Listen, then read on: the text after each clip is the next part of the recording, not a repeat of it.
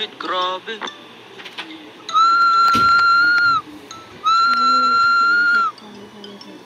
Hoy, kayo, kanina pa kayo nakatambay dyan ah. Di naman kayo bumibili, umalis na nga kayo. Teka lang naman, Aling Nena. Ang init kasi sa bahay namin eh. Tsaka wala kaming matambayan. Kaya sana payagan niyo po muna kami dito tumambay kahit saglit lang po. Tambay-tambay, hindi naman kayo bumibili. Yaan mo, Aling Nena, pag ako yumaman, bibiling ko lahat ng paninda mo. Sus, maniwala ako sa'yo, kalbo. Diyan na nga kayo. Lo, si Aling Nena ayaw maniwala.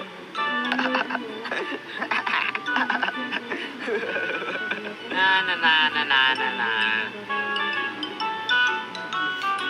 Oh, nandito pala yung mga kulokoy. Uy, Jopet, andiyan ka pala. Oo, inutusan lang kasi ako bumili ng soft drinks eh. Aling Nena, pabili nga po ng isang soft drinks na malaki. Sobrang init ng panahon, no? Oo nga eh, kaya nga kami nakatambay dito eh, kasi ang init sa bahay. Ano kayang magandang gawin kapag mainit yung panahon? Ano naman kayang iniisip nito? Alam ko na. Mga pre, may naisip na akong trip ngayong mainit yung panahon.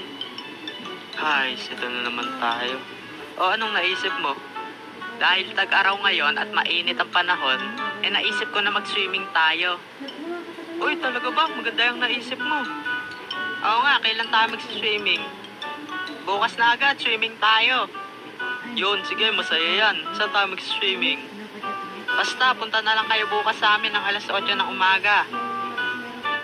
Jopet, soft drinks mo. Salamat, Aling Nena. Paano mga pre? Kita-kita na lang tayo bukas ha. Sige pre, ingat. See you bukas. Masingit ko lang pala guys, gumawa na pala ako ng gaming channel.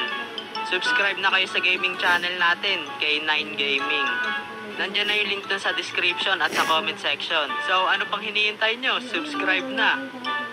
Maraming salamat. Mabalik na tayo sa